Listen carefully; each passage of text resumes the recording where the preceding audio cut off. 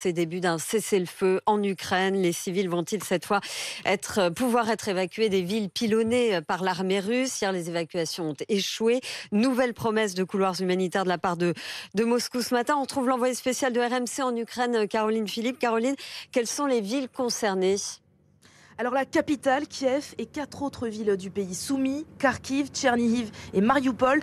La Russie a promis de respecter les cessez-le-feu localisés dans ces 5 villes afin de permettre à la population de quitter ces zones de bombardement à l'est du pays. Moscou dit avoir proposé plusieurs itinéraires d'évacuation aux Ukrainiens.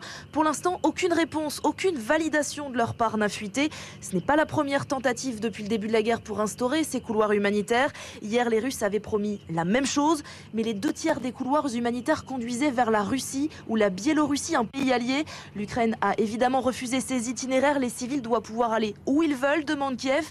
Hier soir, Emmanuel Macron a d'ailleurs dénoncé le cynisme moral et politique de Vladimir Poutine. Le cynisme, c'est aussi ce que dénonce le président ukrainien Volodymyr Zelensky. Il accuse l'armée russe d'avoir continué à tirer sur les civils qui tentaient de fuir la ville de Mariupol au sud du pays le week-end dernier, alors qu'un cessez-le-feu avait aussi été annoncé.